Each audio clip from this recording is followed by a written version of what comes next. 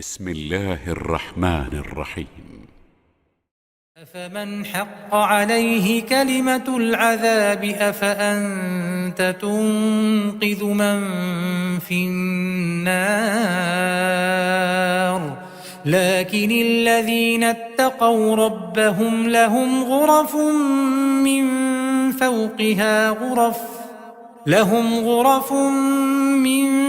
فوقها غرف مبنية تجري من تحتها الأنهار وعد الله لا يخلف الله الميعاد.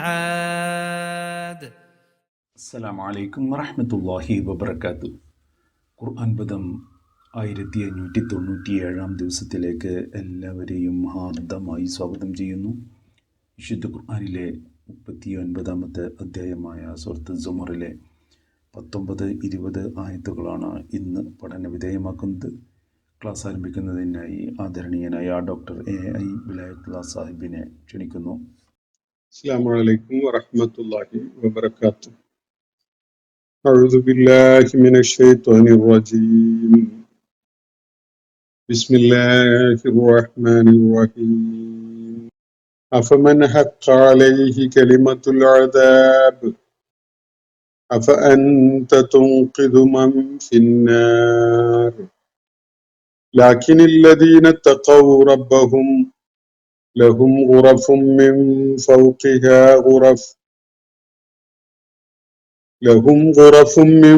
فوقها غرف مبنية تجري من تحتها الأنهار وعد الله لا يخلف الله الميعاد.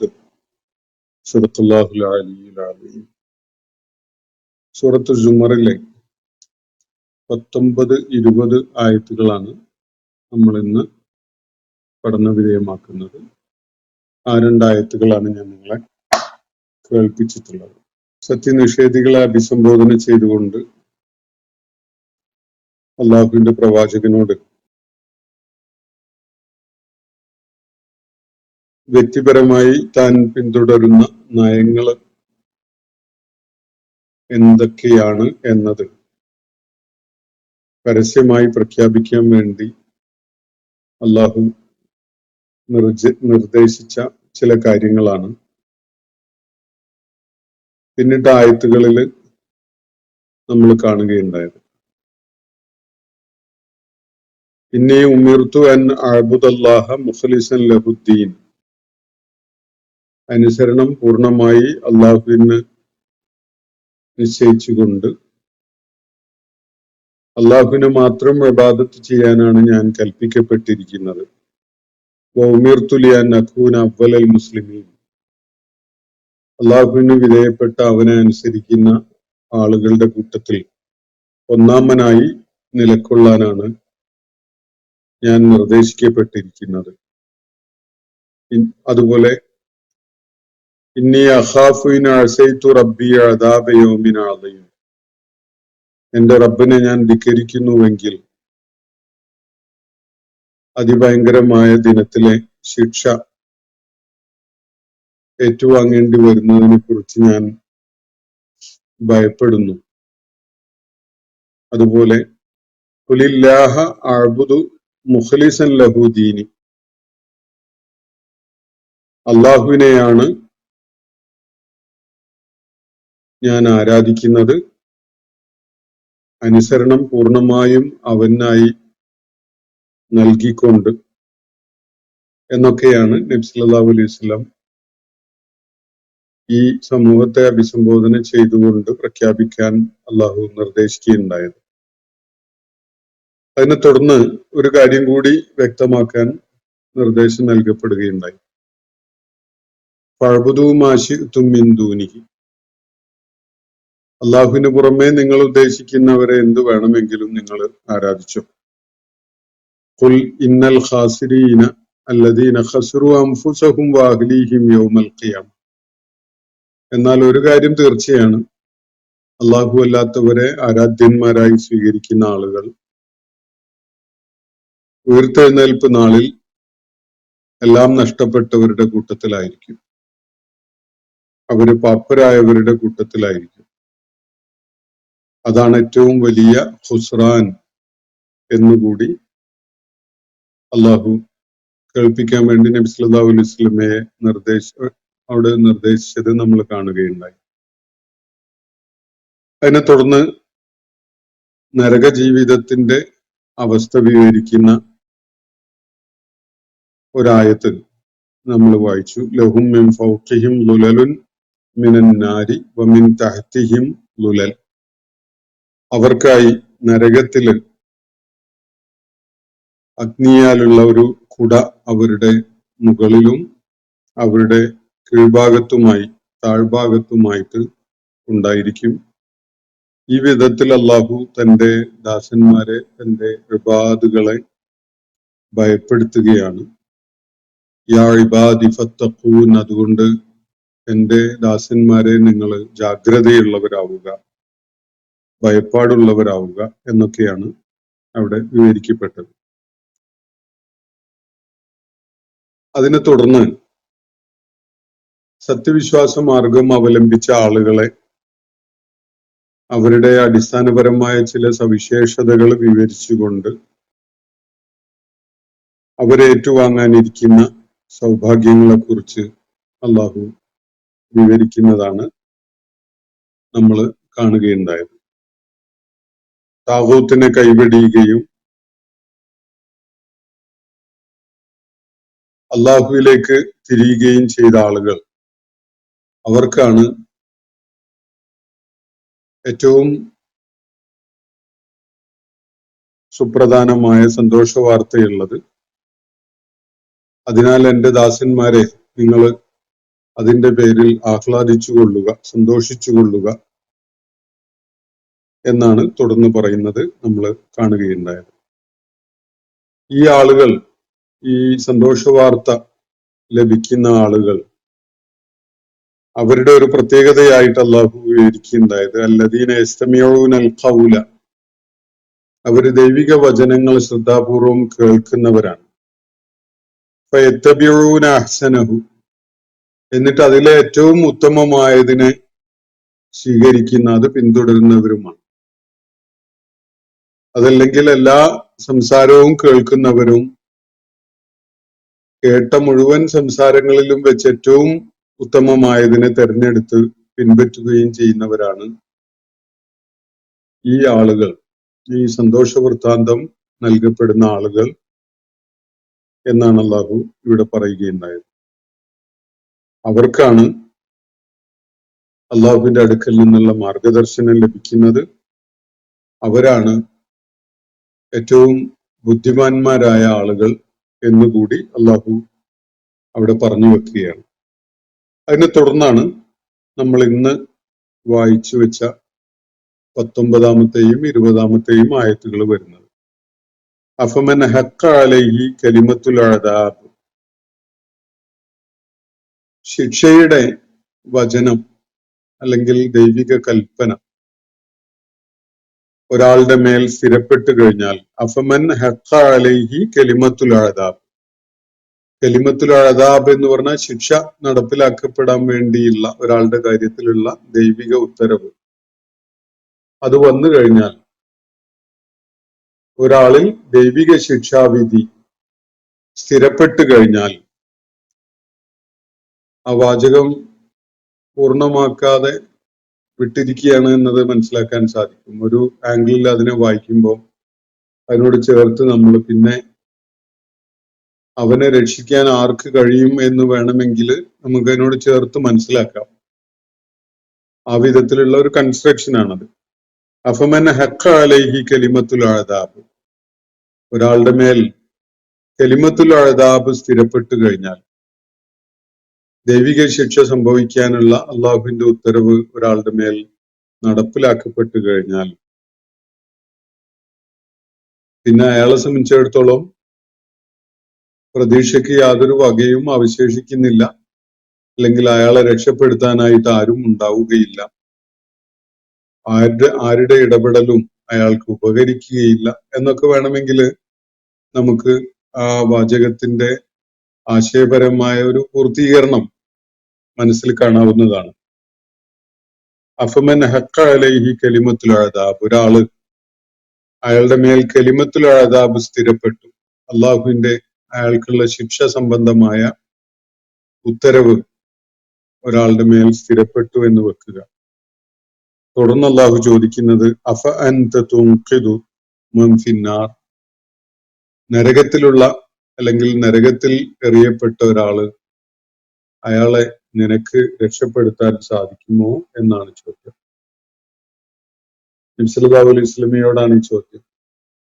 പ്രവാചകരെ, താങ്കൾക്കാകുമോ നരകത്തിൽ വീണു കഴിഞ്ഞ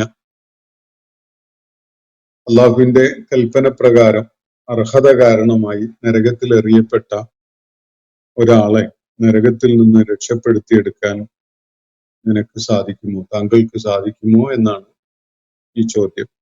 അഫ അൻത തുൻഖിദു മൻ ഫിന്നാർ, നരകത്തിലെത്തിയ ഒരാള് അർഹത കാരണം മാത്രമായിട്ടാണ് നരകത്തിലെത്തുന്നത്. അള്ളാഹുവിന്റെ അങ്ങനെ കൽപ്പന ഒരാളുടെ കാര്യത്തിൽ വന്നു കഴിഞ്ഞാൽ, നരകത്തിൽ എറിയപ്പെട്ടു കഴിഞ്ഞാൽ അയാളെ രക്ഷപ്പെടുത്താൻ പ്രവാചകരെ താങ്കൾക്ക് കഴിയുമോ എന്നാണ് അള്ളാഹുവിന്റെ ചോദ്യം. ദൈവിക ശിക്ഷ ഒരാളുടെ മേൽ ആ നിലയ്ക്ക് സ്ഥിരപ്പെട്ടു കഴിഞ്ഞാൽ അതിൽ ഇടപെടുകയോ അയാളെ രക്ഷപ്പെടുത്തുകയോ ചെയ്യുക എന്നത് സ്വന്തം നിലക്ക് നബി സല്ലല്ലാഹു അലൈഹി വസല്ലമക്ക് സാധിക്കുന്ന ഒരു കാര്യമല്ല എന്നതാണ് ഇവിടെ സൂചിപ്പിക്കപ്പെടുന്നത്. ഷഫാഅത്ത് പോലെയുള്ള കാര്യങ്ങളൊക്കെ വേറെ ഒരു സംഗതിയാണ്. അത് അള്ളാഹുവിന്റെ അനുമതിയോടുകൂടി നിർവഹിക്കപ്പെടുന്നതും അള്ളാഹു ഇച്ഛിക്കുന്നവരുടെ കാര്യത്തിൽ മാത്രം നടപ്പാക്കപ്പെടുന്നതും ഒക്കെയാണ്.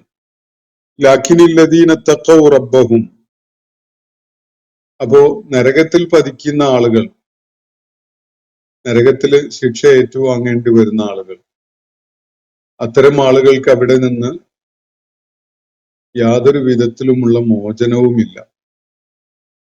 അവരെ മോചിപ്പിക്കാൻ അള്ളാഹുവിന്റെ പ്രവാചകന് പോലും സാധിക്കുകയില്ല എന്നതാണ് ഇവിടെ സൂചിപ്പിക്കപ്പെട്ടിരിക്കുന്ന കാര്യം.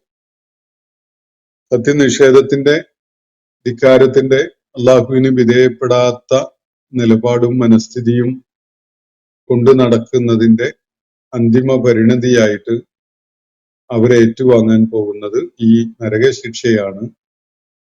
അവിടെ അവർക്ക് തലയ്ക്ക് മീതെ ഒരു നരകത്തിന്റെ കുട പിടിച്ച പോലെ, അതുപോലെ പാദങ്ങൾക്ക് കീഴെയായിട്ടും ഒരു അഗ്നി കൊണ്ടുള്ള കുട നിവർത്തി വെച്ച പോലെയുള്ള അനുഭവമാണ് ഉണ്ടാവുക.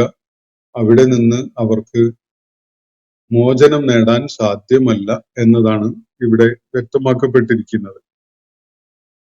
അതിനെ തുടർന്ന് അള്ളാഹു പറയുകയാണ്, ലാക്കിനില്ലദീന തഖൗ റബ്ബഹും, എന്നാൽ തങ്ങളുടെ റബ്ബിനോട് തഖ്വ കാണിച്ച ആളുകൾ, തങ്ങളുടെ രക്ഷിതാവിന്റെ കാര്യത്തിൽ ശ്രദ്ധയും ജാഗ്രതയും ഭയഭക്തിയും ഒക്കെ കൈക്കൊണ്ട ആളുകൾ, ലാക്കിനില്ലദീന തഖൗ റബ്ബഹും, തങ്ങളുടെ റബ്ബിനോട് തഖ്വ എന്നൊരു നിലപാട് സ്വീകരിക്കുകയും പിന്തുടരുകയും ഒക്കെ ചെയ്ത ആളുകൾ. വിശ്വാസികളുടെ ഒരു മുഖമുദ്രയാണത് തഖ്വ എന്ന് പറയുന്നത്. അള്ളാഹുവിനെ വിശ്വസിച്ച ആളുകൾക്ക് മാത്രമേ തഖ്വ എന്നൊരു ക്വാളിറ്റി ഉണ്ടാവുകയുള്ളൂ. വിശ്വാസം ഉൾക്കൊണ്ട ആളുകളാണ് തഖ്വയുടെ മാർഗത്തിലേക്ക് പ്രവേശിക്കുക. ഇവരെല്ലാവരും പ്രവേശിച്ചോളണമെന്നൊന്നുമില്ല. വിശ്വാസത്തിന്റെ സ്വാഭാവികമായ ഒരു തേട്ടമാണ് തഖ്വ എന്നത്. അതിൽ വീഴ്ച വരുത്തുന്നവരുണ്ടാവും. ലാക്കിനില്ലദീന തഖൗ റബ്ബഹും, എന്നാൽ തങ്ങളുടെ റബ്ബിനോട് ഭയഭക്തി കാണിച്ച, അവനോട് ഭയപ്പാടോടുകൂടിയുള്ള ഒരു സമീപനം സ്വീകരിച്ച, അവനുമായി ബന്ധപ്പെട്ട കാര്യങ്ങളിൽ ജാഗ്രത പുലർത്തിയ ആളുകൾ, ലഹും ഗുറഫും മിൻ ഫൗഖിഹ ഗുറഫും മബ്നിയ്യ, അവരുടെ പാരത്രിക ലോകത്തെ അവസ്ഥയെ കുറിച്ച് അള്ളാഹു പറയുന്നത്, അവർക്കായി ഗുറഫുൻ മിൻ ഫൗഖിഹ ഗുറഫുൻ, നിലനിലകളായി പല തട്ടുകളായിട്ട് അവർക്ക് നിർമ്മിച്ച മണിമേടകളുണ്ട് എന്നാണ് അള്ളാഹു ഇവിടെ പറയുന്നത്. ഒന്നിനു മുകളിൽ ഒന്നായി വളരെ അലങ്കൃതമായി ഗംഭീരമായി നിർമ്മിച്ചെടുത്തിട്ടുള്ള വീടുകള് അല്ലെങ്കിൽ ഭവനങ്ങൾ, ഇനി അതല്ലെങ്കിൽ ഉർഫ എന്ന് പറയുന്നത് പ്രാഥമികമായിട്ട് അറ, മുറി എന്നൊക്കെയാണ് അർത്ഥം. നമ്മുടെ കാലഘട്ടത്തിലെ വലിയ കെട്ടിട സമുച്ചയങ്ങൾ ഉണ്ടല്ലോ, 10ഉം 20ഉം നിലകൾ ആയിട്ട് നിർമ്മിക്കപ്പെടുന്ന വലിയ ഫ്ലാറ്റുകളുടെ, അപ്പാർട്ട്മെന്റുകളുടെ കെട്ടിടങ്ങളൊക്കെ, അങ്ങനെയൊക്കെയുള്ള ഒരു ചിത്രം മനസ്സിൽ ഉണ്ടായാൽ നമുക്ക് ഈ വിവരണം എളുപ്പത്തിൽ മനസ്സിലാക്കാൻ സാധിക്കും. അപ്പം അള്ളാഹുവിനോട് ഭയഭക്തി പുലർത്തിയ ആളുകളുടെ കാര്യത്തിൽ ലഹും ഉറഫുൻ മിൻ ഫൗഖിഹ ഉറഫുൻ. ഉറഫ് എന്ന് പറഞ്ഞ അറകൾ അല്ലെങ്കിൽ അപ്പാർട്ട്മെന്റ്സ്, അതിന്റെ മുകളിലായിട്ട് വീണ്ടും അപ്പാർട്ട്മെന്റ്സ് ആയിട്ട് മബനീയത്തുൻ, ആ നിലക്ക് നിർമ്മിക്കപ്പെട്ടവയാണ്. ഒന്നിനു മുകളിൽ ഒന്നായി ധാരാളം നിലകളിലായിട്ട് നിർമ്മിക്കപ്പെട്ട ഭവനങ്ങൾ അവർക്കായിട്ടുണ്ട്. തജ്രി മിൻ തഹ്തിഹൽ അൻഹാർ, അവരുടെ വാസസ്ഥലങ്ങളിൽ അതിന് താഴെയായി അരുവികൾ ഒഴുകുന്നുമുണ്ട്. തജ്രി മിൻ തഹ്തിഹൽ അൻഹാർ. അപ്പൊ അതീവ സുന്ദരമായ ഒരു പശ്ചാത്തലത്തിലുള്ള, വളരെ സുന്ദരമായി നിർമ്മിക്കപ്പെട്ടിട്ടുള്ള ഭവനങ്ങളാണ് സ്വർഗവാസികൾക്കായിട്ട് അള്ളാഹു ഒരുക്കി വെച്ചിരിക്കുന്നത്.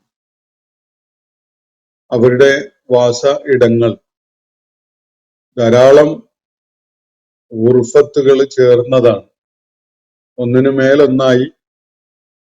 അങ്ങനെ ധാരാളം ഉറഫും അവയുടെ മുകളിലായിട്ട് ഉറഫും വരുന്ന വിധത്തില്, എന്നിട്ട് അതിന്റെയൊക്കെ കീഴ്ഭാഗത്തു കൂടിയായിട്ട് അരുവികൾ അങ്ങനെ ഒഴുകിക്കൊണ്ടിരിക്കുക എന്ന് പറഞ്ഞാൽ നല്ല ഗംഭീരമായ ഒരു പശ്ചാത്തലത്തില് അതീവ സുന്ദരമായ പ്രകൃതി രമണീയമായ ഒരു പശ്ചാത്തലത്തില് നിർമ്മിക്കപ്പെട്ട ധാരാളം യൂണിറ്റുകളായിട്ടുള്ള ഒരു കെട്ടിട സമുച്ചയം. അങ്ങനെയുള്ളത് അവർക്കായിട്ട് അവരുടെ താമസ സ്ഥലങ്ങളായിട്ട് അവർക്ക് നൽകപ്പെടുന്നതാണ്, അള്ളാഹുവിനോട് തഖ്വ പുലർത്തിയ ആളുകൾക്കായിട്ട്. ഇത് വഅദല്ലാഹ്, ഇത് അള്ളാഹുവിന്റെ വാഗ്ദാനമാണ്. അള്ളാഹുവിന്റെ വാഗ്ദാനം എന്ന് പറഞ്ഞാൽ പച്ച പരമാർത്ഥമായിട്ട് സത്യമായി പുലരാനുള്ളതാണ്. വഅദല്ലാഹ്, കാരണം ലാ യുഖ്ലിഫുല്ലാഹുൽ മിആദ്, അള്ളാഹു അവന്റെ വാഗ്ദത്വം ഒരിക്കലും തന്നെ ലംഘിക്കുകയില്ല. അപ്പൊ തഖ്വ അവലംബിച്ച ആളുകൾ, അള്ളാഹുവിൽ വിശ്വാസം ഉൾക്കൊണ്ടുകൊണ്ട്, പാരത്രിക ലോകത്തിൽ വിശ്വാസം ഉൾക്കൊണ്ടുകൊണ്ട്, അള്ളാഹുവിന്റെ പ്രവാചകനെ ഉൾക്കൊണ്ട് അംഗീകരിച്ചുകൊണ്ട് ജീവിച്ച, തഖ്വയോടുകൂടി മുന്നോട്ട് നീങ്ങിയ ആളുകൾക്ക് അള്ളാഹു പാരിതോഷികമായിട്ട് നൽകുന്നത് ഇത്തരം ഭവനങ്ങളാണ്. താഴ്ഭാഗത്തുകൂടി അരുവികൾ ഒഴുകുന്ന അതീവ സുന്ദരമായ പശ്ചാത്തലത്തിലുള്ള, വളരെ ഭംഗിയിൽ, വളരെ ആസൂത്രിതമായി നിർമ്മിക്കപ്പെട്ട ഇത്തരം ഭവനങ്ങളാണ് അവർക്കായിട്ട് നൽകപ്പെടുന്നത്. ഇത് ഒരു പൊളിവാക്കല്ല, വെറുതെ ഒന്ന് പറഞ്ഞ് പ്രലോഭിപ്പിക്കുന്ന ഒരു സംഗതിയല്ല. വഅദല്ല, അള്ളാഹുവിന്റെ വാഗ്ദാനമാണത്. അള്ളാഹുവിന്റെ വാഗ്ദാനത്തിന്റെ ഒരു പ്രത്യേകത, ലാ യുഖ്ലിഫുല്ലാഹുൽ മിആദ്, അള്ളാഹു ഒരിക്കലും തന്നെ തന്റെ വാഗ്ദത്വം, തന്റെ വാഗ്ദാനം, അതില് ഒരു നിലക്കും അതിനൊരു ലംഘനം ഉണ്ടാവുകയില്ല. അവൻ അതിനെ ലംഘിക്കുകയില്ല. ഏതു വാഗ്ദാനവും നിറവേറ്റാൻ കഴിയുന്നവനാണ് അള്ളാഹു. അള്ളാഹു അത് വേണ്ട എന്ന് വെക്കുകയും ഇല്ല. അത് അവന്റെ തീരുമാനവുമാണ്.